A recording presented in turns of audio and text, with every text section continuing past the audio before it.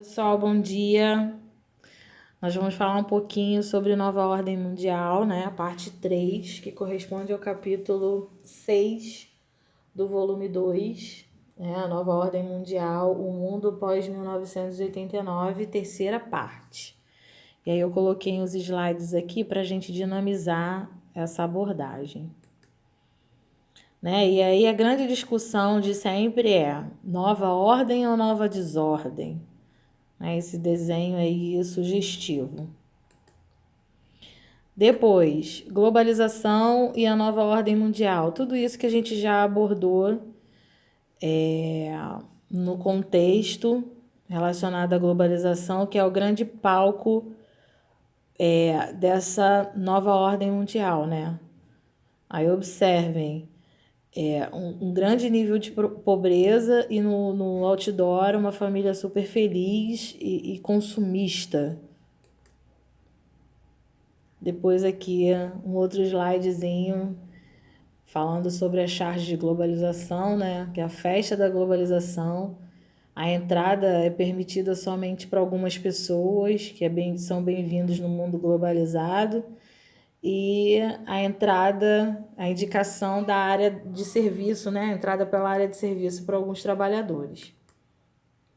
Em seguida, a origem da ordem mundial, que ela é bipolar, né? Nós temos a divisão do mundo em duas partes a partir da Primeira Guerra Mundial, que durou no ano de 1914 até 1918, que deu início ao surgimento de uma grande potência, hoje conhecida como os Estados Unidos. Enquanto os ricos exercem seus poderes, seus podres poderes. Aqui mais embaixo, no final da Primeira Guerra Mundial, já se pode observar que os Estados Unidos da América estavam se transformando numa grande potência graças ao seu crescimento do poder econômico militar, que vai gerar a corrida armamentista. Em seguida, a Segunda Guerra Mundial, em 1945, e nós temos aí a presença de Hitler e o seu eugenismo dentro de um processo histórico tentando modificar a raça, né, fazendo prevalecer a raça ariana.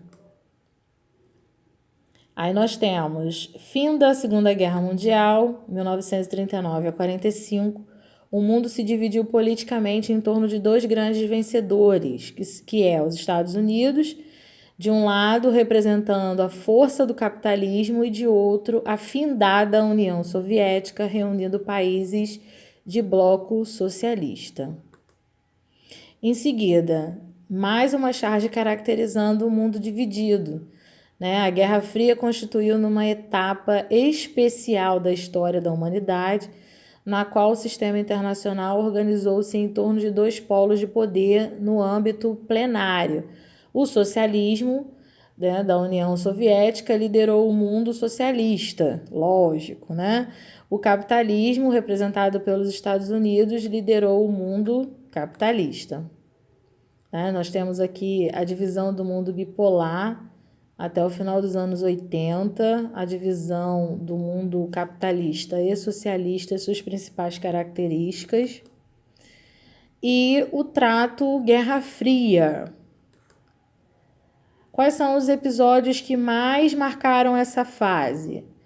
A intensa atividade da OTAN, aliança político-militar criada em 1949, a formação do Pacto de Varsóvia, representado pela Organização Militar do Leste Europeu e da União Soviética em 1955, a Revolução Cubana de 1959 e alinhamento desse país à União Soviética, construção do Muro de Berlim em 1961, dividindo Berlim em dois lados, capitalista a oeste e socialista a leste. A Guerra do Vietnã, em 1964 até 73, onde os Estados Unidos tentavam impedir a unificação do Vietnã do Norte e do Sul. Os Estados Unidos foram derrotados e o Vietnã se unificou sob regime socialista. Qual era o ideal socialista? Durante a Guerra Fria, se manifestou em todos os setores da vida e da cultura, representando a oposição entre dois ideais de felicidade, o ideal socialista e o ideal capitalista.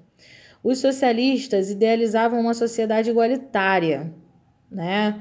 E o Estado era dono dos bancos, das fábricas, do sistema de crédito, das terras.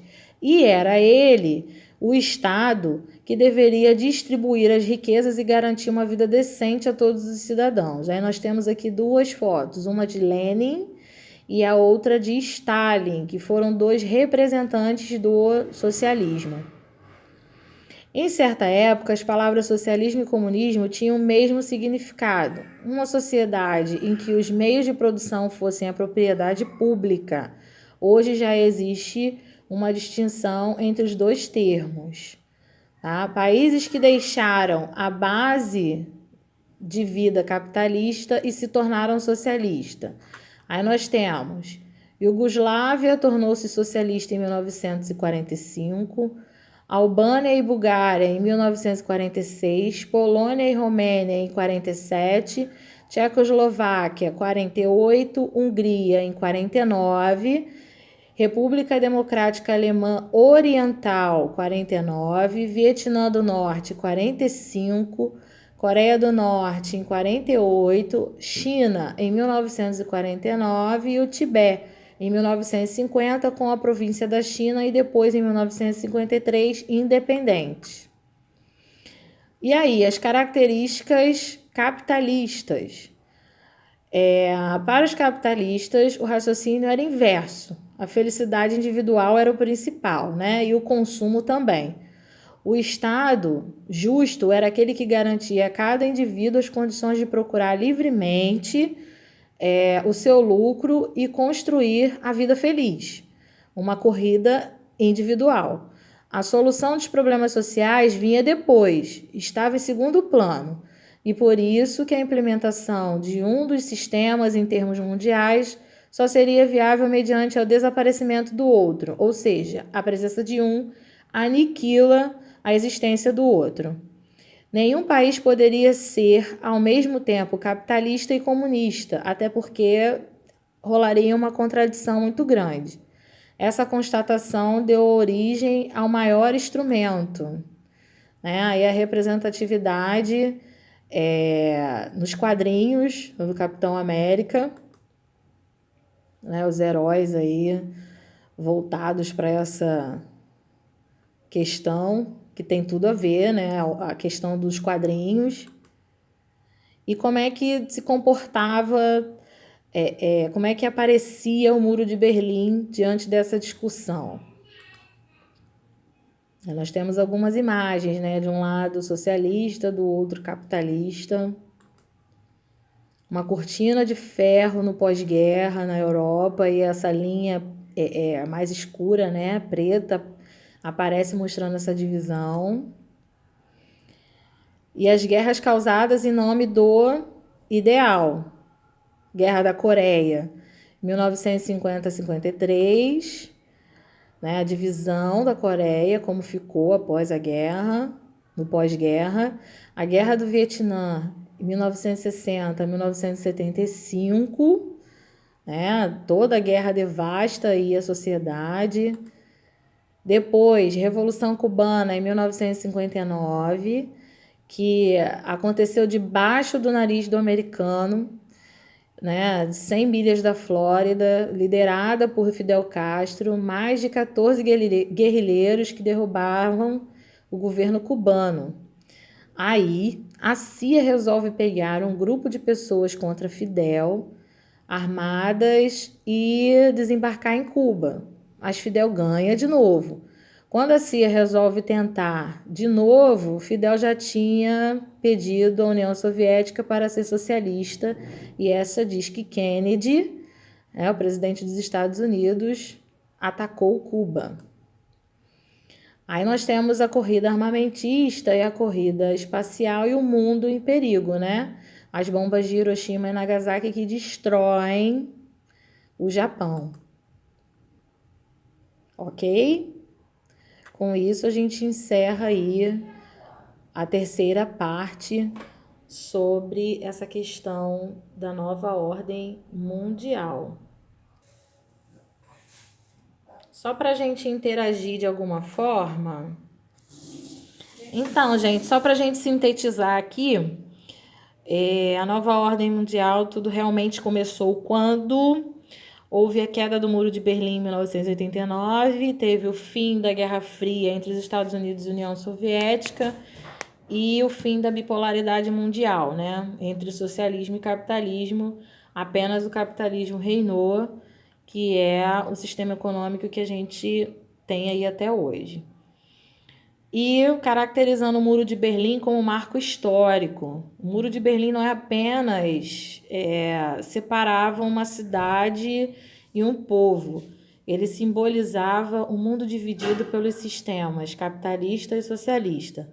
A sua construção, iniciada pelo povo de Berlim, na noite de 9 de novembro de 1989, pôs abaixo não apenas o muro material, mais do que isso, rompeu com o mais significativo símbolo da Guerra Fria, a bipolaridade.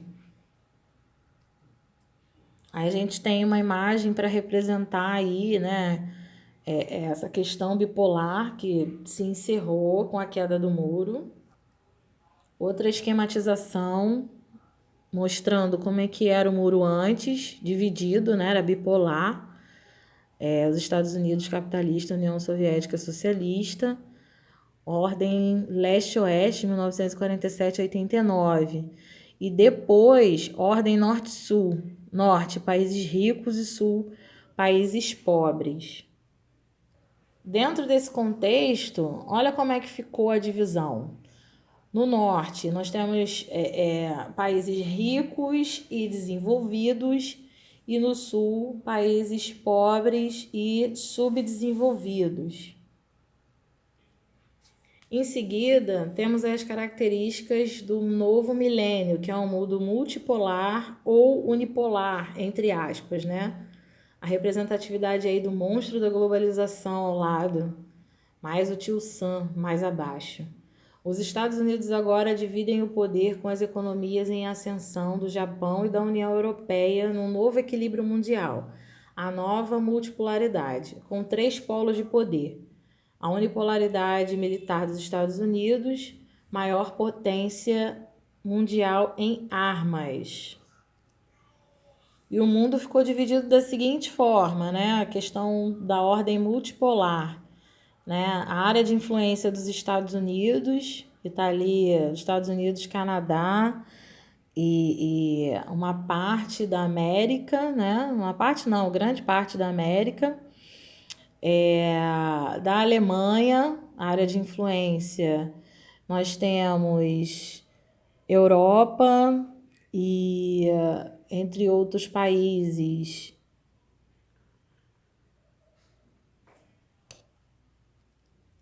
A área de influência do Japão, que nós temos aí os 3 grandes blocos de ordem multipolar.